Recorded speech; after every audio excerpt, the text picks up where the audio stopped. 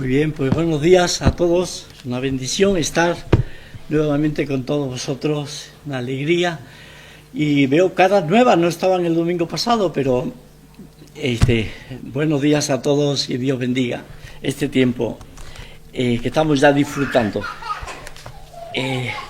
Necesitamos ser refrigerados, no solamente del calor que estamos pasando, que es impresionante lo que está cayendo, pero refrigerados en el Señor, en su palabra bendita, que necesitamos en nuestro día a día poder estar en la palabra de Dios y estar ahí aprendiendo y sumergidos, porque hay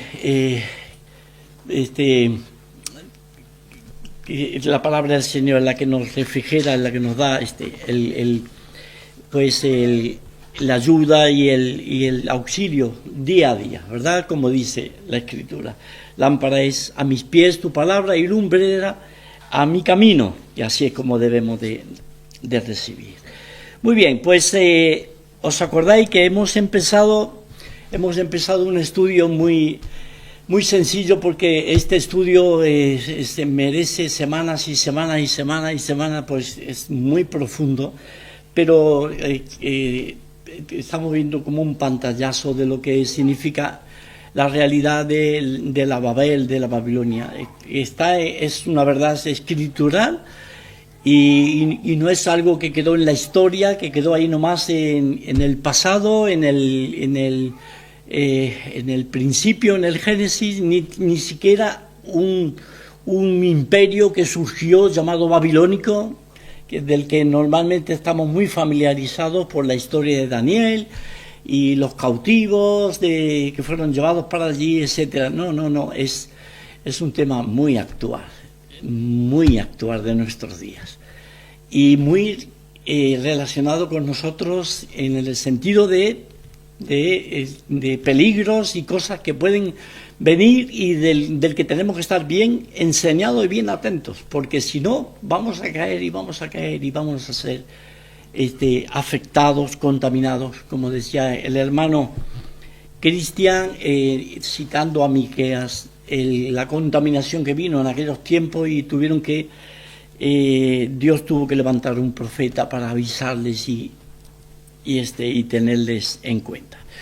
Muy bien, pues habíamos dicho, y os pregunto como una pregunta de recordatorio, os pregunto cuál era la palabra que veíamos en el Génesis con respecto a esa Babel que aparece capítulo 11. Os pregunto cuál era la palabra que destaca dentro del pasaje 11 de Génesis, del versículo 1 al 9. ¿Os acordáis cuál era la palabra que más destacaba? Unidad, ¿vale? Una cosa, una otra, y es lo que realmente salta para afuera y la que nos llama muchísimo la atención. Y siempre es un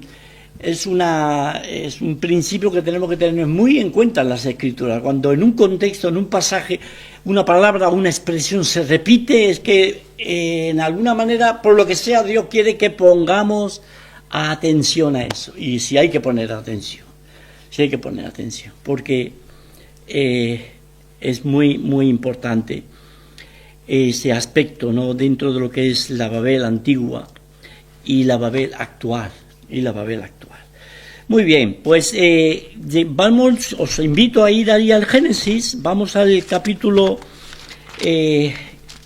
donde quedamos, capítulo 11, y entonces vamos a notar algo muy importante dentro de este pasaje, algo que nos llama la atención y a lo que debemos de enfocarnos, ¿vale? Capítulo 11 viene a ser la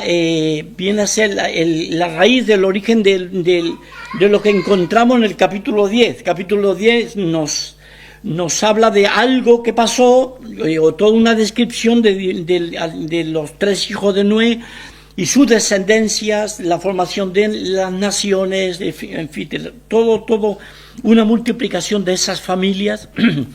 Pero cuando vamos al capítulo 11 lo que encontramos es la causa, la raíz de por qué nos dice eso en el capítulo 10.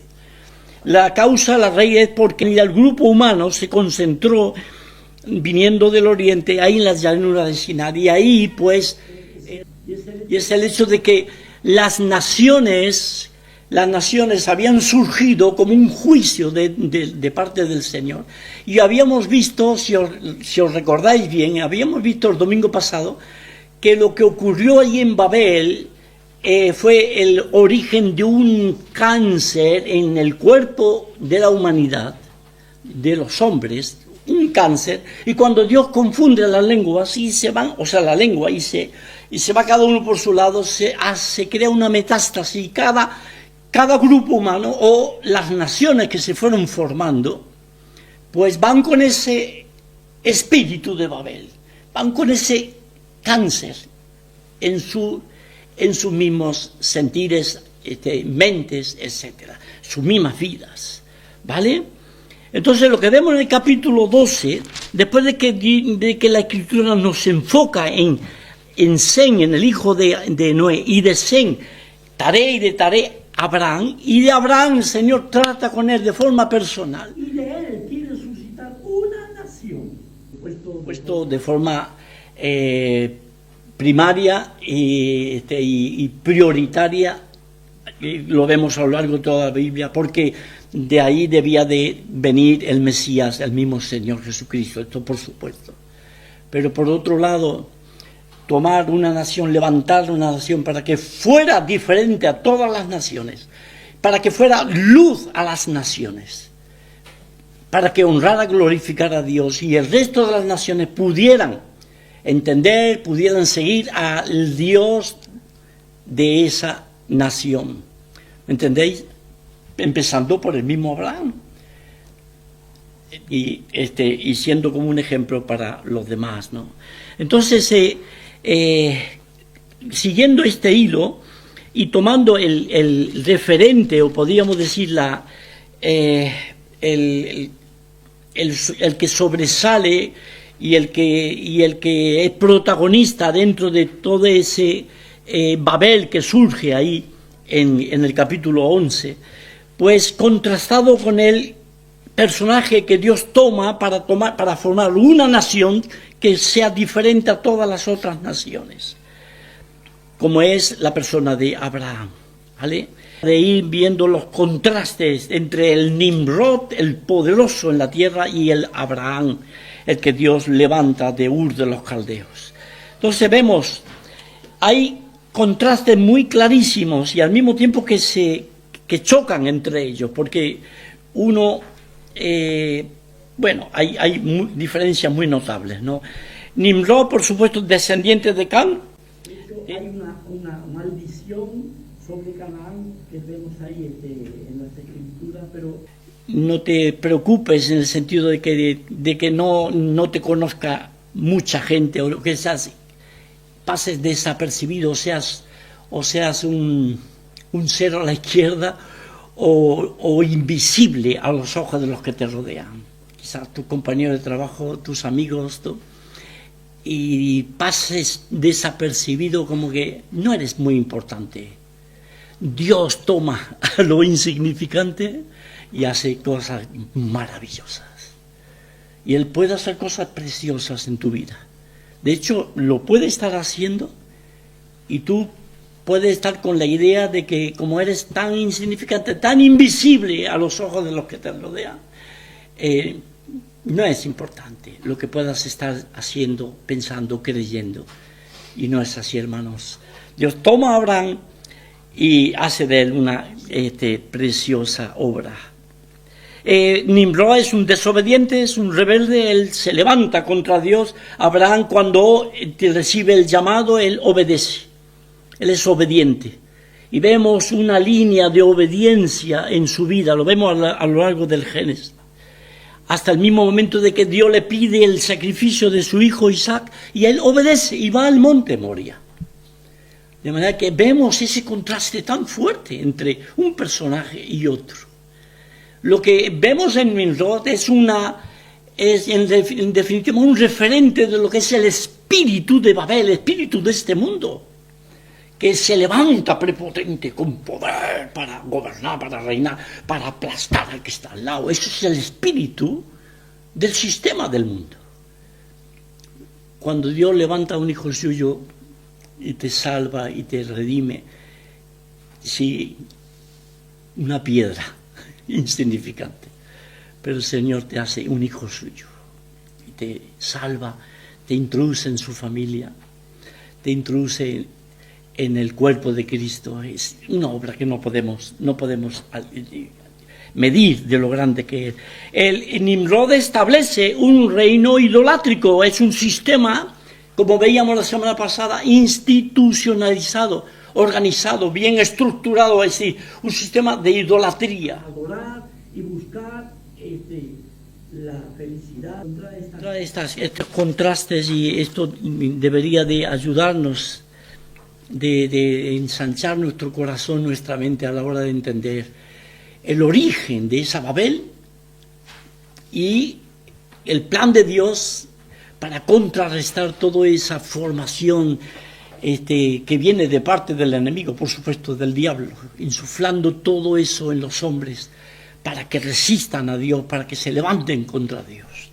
Y ahí Dios quiere levantar a un hombre. Ahora, muy curioso, encontramos entonces el trasfondo de Abraham.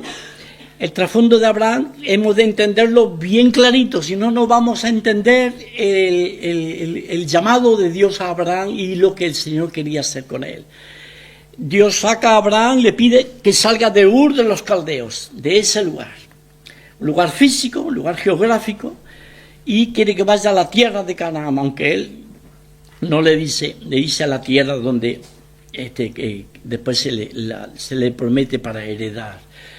Pero lo aparta o lo saca de una familia idolátrica, de una familia que idolatraba, practicaba la idolatría. Es decir, estaban con el sistema, estaban con la mentalidad y el espíritu de la Babel, que hacía poquitas generaciones había empezado a caminar en medio del mundo.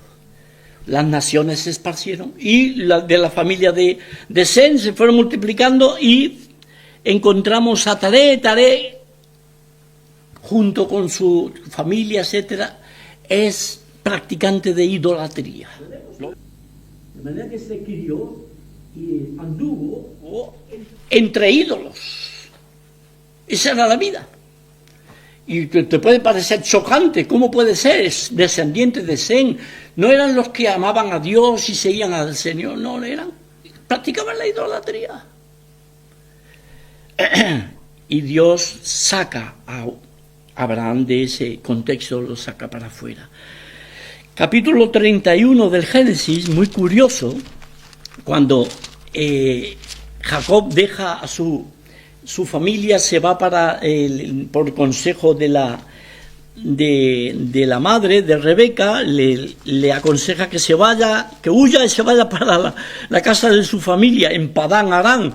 Y la familia de Jacob, esa familia que ascendía de la familia de Abraham, que habían quedado en aquella zona de donde salió Abraham, de Ur de los Caldeos, de toda esa zona, Padán Aram. Y entonces ahí estaban viviendo y siguieron su vida en las cosas que tienen que ver también con la idolatría. De manera que cuando vamos al Génesis, en el capítulo 31, encontramos a este Jacob que después de haber encontrado a la mujer de sus sueños, y le costó un riñón el poder casarse con Raquel, y después de haber estado con ella, tener hijos, y también con Lea y las concubinas, bueno, la cuestión, una historia muy complicada, se complicó la vida. Entonces Jacob ya al final está harto de estar ahí con el suegro, era su suegro, ahí va, cansado ya de su suegro, pero en el buen sentido, ¿no? Y entonces sale, toma sus mujeres, sus hijitos y tal, y sale del lugar. Y cuando salen, entonces Labán pues que está enojado, no recibe que se quieran ir y tal, y entonces habla con ellos, a ver qué pasa, ya se estaban yendo.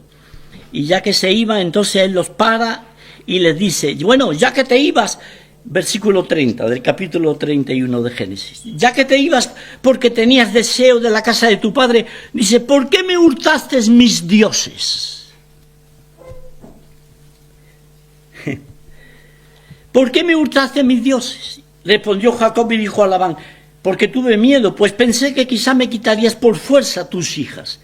Dice, aquel en cuyo poder hallares tus dioses, no viva. Delante de nuestro hermano reconoce que lo que yo tenga es tuyo, llévatelo. Jacob no sabía que Raquel los había hurtado, su esposa. Había tomado los ídolos y se los llevaba. Después van ahí mirando a ver, y Raquel, viendo que estaban registrando a ver quién los tenía o dónde estaban, Raquel pues se sube al camello, ya conocéis muchos de vosotros la historia, y pone los ídolos pues por debajo y ahí los esconde. Entonces llega Labán y bueno, discúlpame mi padre, pero no puedo y tal, no se puede registrar ahí, imposible, ¿vale? Y entonces Labán se va. Y al final Raquel se lleva las suyas, se va con sus ídolos en su camello siguiendo a su esposo Jacob.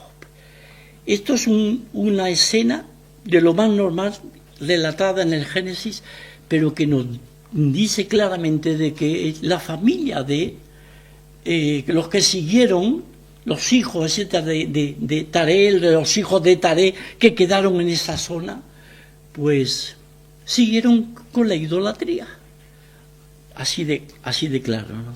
Así que qué importante que entendamos estas cosas. Lo que hace el Señor es sacar a Abraham de ese mundo, de ese contexto y de la parentela, pues andaban en la idolatría.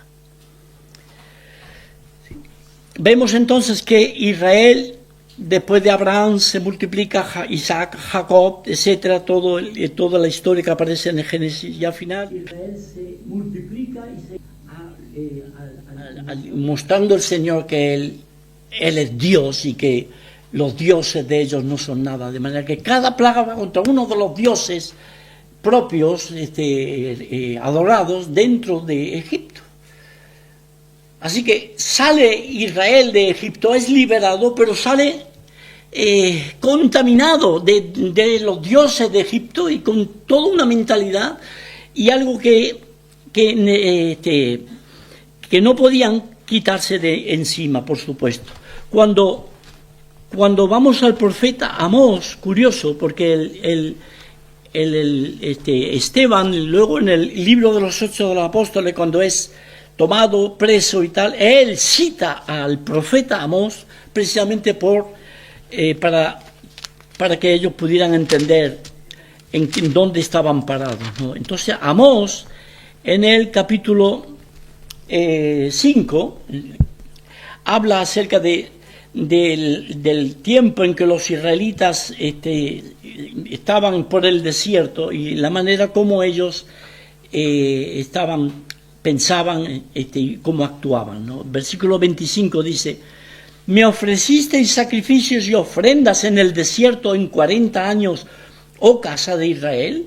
Antes bien llevabais el tabernáculo de vuestro Moloc y Kium, ídolos vuestros, la estrella de vuestros dioses que os hicisteis. Os haré pues transportar más allá de Damasco, ha dicho Jehová, cuyo nombre es Dios de los ejércitos. Así que, curioso, a veces que nos hacemos una idea o una película de las cosas y no damos cuenta que la Escritura nos está diciendo otra cosa. Estaban contaminados, tenían problemas con la idolatría. Incluso en el desierto, Dios le manda a Moisés que construya un tabernáculo y con todas las características de acuerdo como él había visto en el monte, y el Señor se lo había mostrado. Pero aparte, paralelamente, en Israel, en el pueblo, en el desierto, había tabernáculo con los dioses ajenos, falsos dioses, y le adoraban no sé si les prenderían diciendo: yo soy Jehová tu Dios que te saqué de la tierra de Egipto, de casa de servidumbre. No tendrás dioses ajenos delante de mí. No te harás imagen ni ninguna semejanza de lo que esté arriba en el cielo, ni abajo en la tierra, ni en las aguas debajo de la tierra. No te inclinarás a ellas, ni las honrarás, porque yo soy Jehová tu Dios, fuerte, celoso, que visito la maldad de los padres sobre los hijos hasta la tercera y cuarta generación de los que me aborrecen. ¿Os dais cuenta? El primer mandamiento: yo soy Dios. No os hagáis dioses a los cuales honréis y os inclinéis delante de ellos. ¿Os dais cuenta? Es decir, es clarísimo el mensaje que Dios va transmitiendo conforme va Él tratando a ese pueblo Israel. Toma a Abraham y le dice de conformar, de hacer una nación de sus lomos, y después que le promete multiplicarse, le dará la tierra, etcétera, etcétera, la tierra de Israel. Pero es siempre en contraste con el resto de las naciones, donde la idolatría era algo muy normal. Incluso la familia de Abraham, como hemos visto, estaban empapados de idolatría. Andaban en ello, como algo normal. El Señor tiene que ir poniendo sus pautas. Y cuando saca esa nación ya formada, lo primero que ellos tienen que entender, y reciben la instrucción desde el monte por medio de Moisés, aunque la ley fue dada por medio de ángeles, dice la palabra.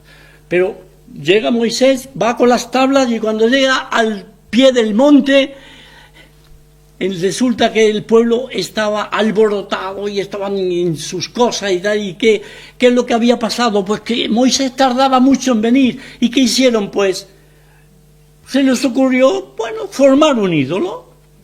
Y le pidieron a Aarón: venga, haznos algo al que podamos nosotros acudir y descargar nuestras preocupaciones, nuestros problemas, nuestras vidas, y pedirle a eso que tú hagas. Esa era la actitud del pueblo. Aarón, entra dentro de ese espíritu del pueblo, que no tenía nada que ver con el espíritu de nuestro bendito Dios. Y como él dice, puse oro, todo, y salió un becerro. Como por arte de magia, ¿no? ¡Pum! Un becerro. Y ahí ya empezaron a adorarlo y a inclinarse. Y el pueblo a festejar y a hacer jolgorio y a fornicar, porque es lo que hacía. En medio de toda esa fiesta y todo ese pecado. La idolatría lleva a eso. Entonces, hermanos, qué interesante, qué curioso cuando vamos viendo el proceso. Entonces vemos que Dios le da mucha importancia al peligro de idolatrar, el peligro de andar dándole importancia al ídolo y despreciar y menospreciar a nuestro bendito Dios. Josué retoma la importancia. Cuando ya están entrando, después de haber pasado el desierto, están a las puertas de Canaán. Ahí, es decir, estaban los dioses de Egipto, los dioses de más allá del río, los dioses de ahí de la tierra de Canaán, porque cada pueblo, cada uno de los pueblos tenían sus propios dioses, y a veces coincidían algunos, pero cada uno tenía su manera de adorar a ese ídolo, ¿vale? Y tenían sus propios dioses. Pero Josué dice: pero yo y mi casa serviremos a Jehová. Yo y mi casa serviremos a Jehová. Entonces el pueblo respondió y dijo: nunca tal acontezca que dejemos a Jehová para servir a otros dioses. Pero lo estaban haciendo. Y era el peligro que corrían, ¿no? De una vez ya establecidos en la tierra, entrar a contaminarse con los ídolos de los que habían ahí y los ídolos de los que les rodeaban, de los pueblos vecinos, que fue lo que pasó al final. Se fueron contaminando, y Dios tuvo necesariamente, forzosamente, tuvo que llevarlos al exilio. Tomó primeramente el reino, después que se dividió el reino. Por cierto, tenemos ahí el ejemplo de Salomón, un mismo Salomón que se fue tras los ídolos, porque él se entretuvo con muchas mujeres, y las mujeres con su idolatría les llevaron para que él tuviera también participación en ello. De hecho, después de construido el templo de Jerusalén, por agradar a una de sus mujeres, edificó un ídolo ahí enfrente mismo, lo que hoy es el Monte de los Olivos, en Jerusalén. Ahí edificó un ídolo para agradar a esa mujer, ¿no? Entonces, es muy chocante todo esto que estamos viendo, pero es bíblico, lo encontramos en la palabra del Señor. Entonces, Dios tuvo que tomar a los del reino del norte y llevarlos cautivos a Siria, porque sus caminos se habían ido tras los ídolos. Y pasan los años y la hermana como dice Ezequiel, la hermana tuya parecía que era mejor, parecía que estaba bien, pero también ha seguido, y peor que tú, los mismos caminos del ídolo, la Judá, la del sur. Y el Señor tuvo que tomarla y llevarla que fuera cautiva en Babilonia, que nada menos que en Babilonia, de la cual Jeremías dice que es tierra de ídolos. Aquello era lo que se respiraba, como dice el apóstol Pablo acerca de Atenas. Cuando él visita Atenas, dice que se respiraba, la idolatría era algo que estaba ahí en el ambiente, lo llenaba todo, ¿no? Y es afligido, por supuesto, su corazón. Se le llena de fuego, dice, ¿no? Muy bien, pues pasa el tiempo y Israel, pues, después de que vuelve del cautiverio, parecería que aprendió la lección, y los que volvieron, el remanente que vuelve a la tierra de Israel, y lo vemos a lo largo de todo este tiempo. De hecho, en el tiempo de los asmoneos, los sirios, luchando con las familias asmoneas judías, los macabeos, que conocemos mejor, vemos ahí una confusión tremenda. ¿Por qué? Porque el judío, ahora sí podemos ya hablar con propiedad, los judíos en Israel se vieron abrumados, como presionados, llevados por los sirios, que venían para dominarlos, y con toda su mentalidad idolátrica para dominar. De hecho, llegaron a ser la abominación desoladora en el templo que había sido construido. Y los macabeos, Israel, los macabeos al frente de los judíos, se sublevan y se rebelan y se van contra ellos y luchan, y hay toda una serie de luchas. ¿Por qué? Pues porque habían entendido de que la idolatría no la quería Dios, y como que hubieran aprendido esa lección, ¿vale? Entonces lo vemos, vamos a los evangelios, vamos al Nuevo Testamento, y no vemos a un Israel idólatra en el sentido de construir el ídolo, de inclinarse delante del ídolo, de la imagen, etcétera, etcétera. No lo vemos ya. Parecería como que se han curado. Hasta ahí nomás. Ahora, nosotros necesitamos entender esto, hermano, y con esto vamos a concluir, y aplicarlo a nuestras vidas, y entender por qué el Señor le da tanta importancia a esto. ¿Por qué vemos que hay ese contraste entre uno y otros? ¿Por qué vemos que Dios hace énfasis en Abraham, en su descendencia, etcétera, para que sean diferentes al resto de las naciones, para que sean un referente, para que le enseñe, para que sean luz a ellos? para que los lleven a adorar al único y verdadero Dios que está en los cielos, creador de los cielos y de la tierra. ¿Por qué es que Dios le da tanta importancia?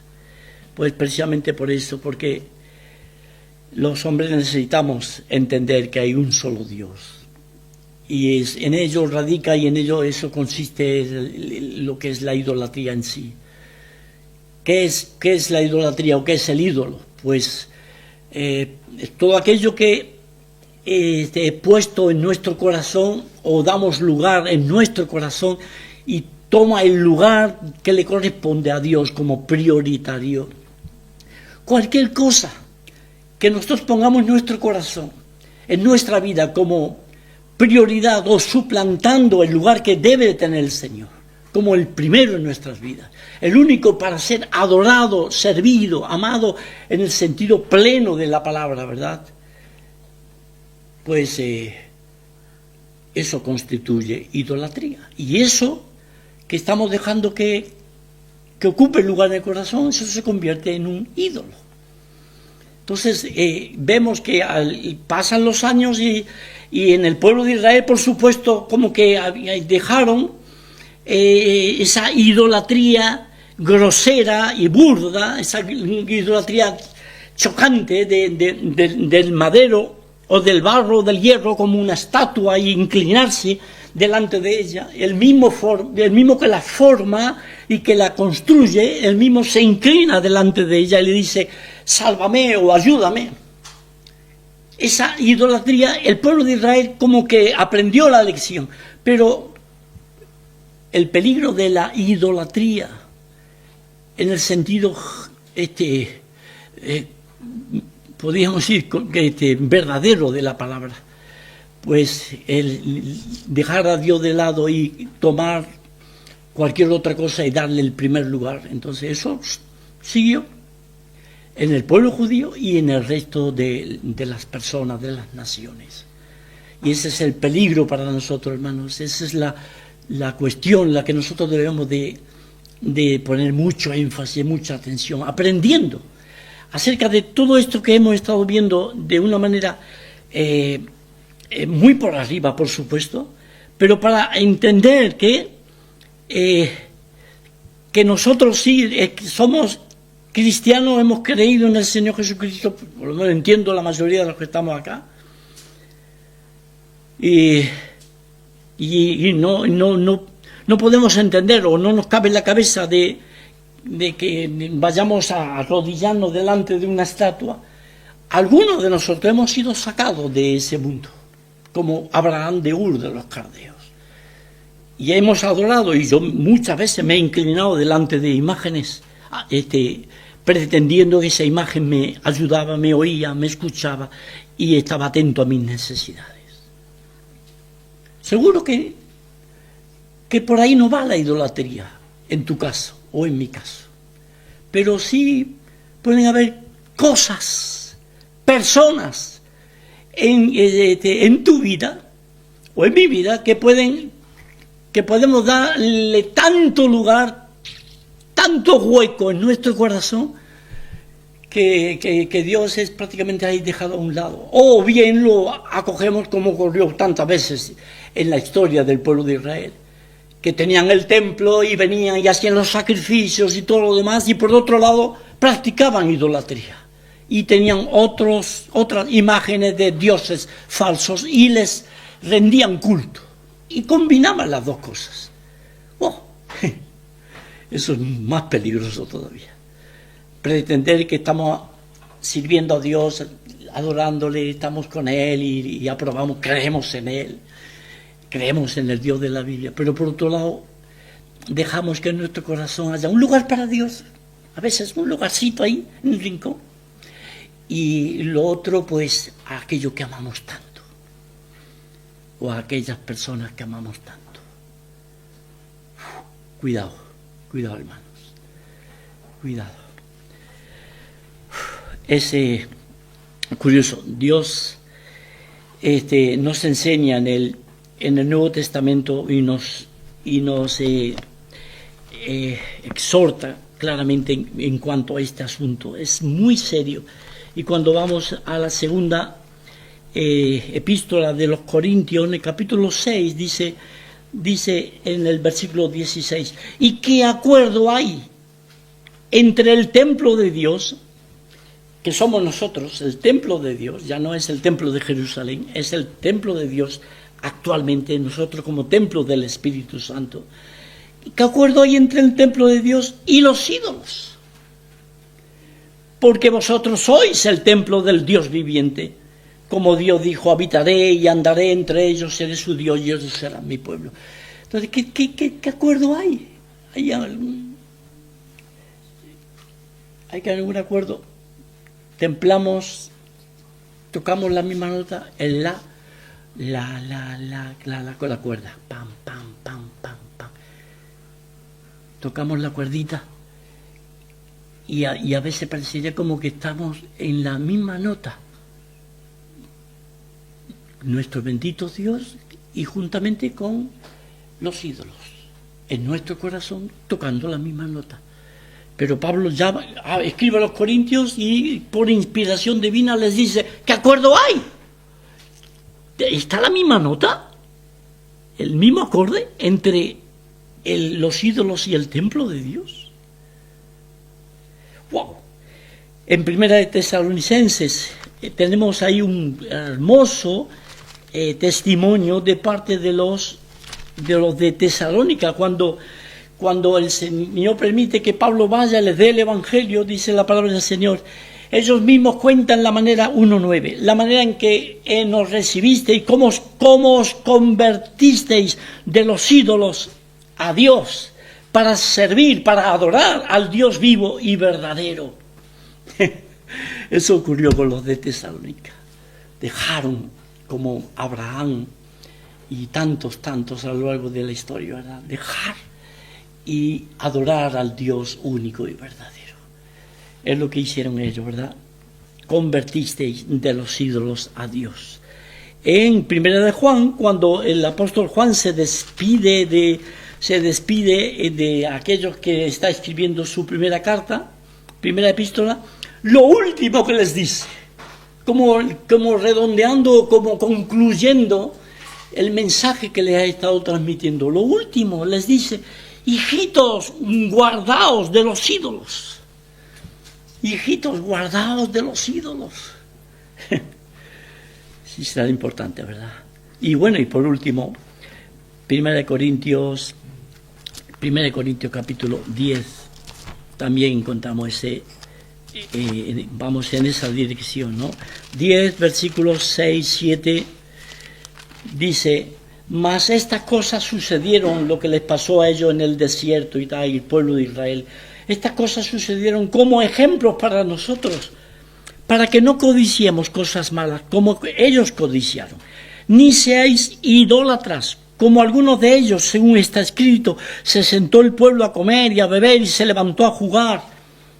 Ni forniquemos, como algunos de ellos fornicaron y cayeron un día 23.000, todo en el mismo contexto. Entonces, estas cosas sucedieron para nuestra enseñanza, nuestra admonición, para que aprendamos, hermanos. El sistema de este mundo, los caminos de este mundo están en esa dirección y no hay ningún problema. No sé si fue ayer o anteayer, fue la marcha o el día del orgullo gay y todas esas cosas, de la LGTB y HB y JK. Todo ese sistema ¿qué es lo que adoran ellos? Adoran sus cuerpos. Sus cuerpos es el ídolo. Y nosotros tenemos que zafarnos y alejarnos, como dice en otro lugar, huid de la idolatría, lo dice en el mismo contexto.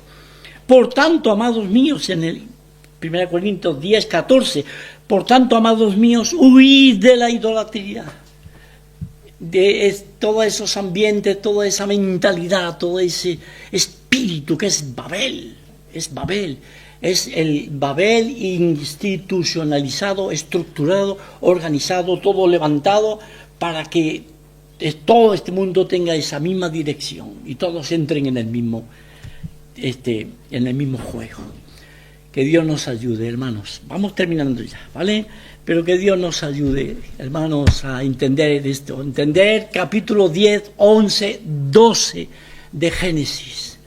Entender ese obrar de Dios, ese corazón de Dios, que lo que quiere es que entendamos, que salgamos, que no entremos dentro del juego del sistema de los hombres, ¿no? Como dice Pablo a los de Roma, no os conforméis a este siglo, a este mundo.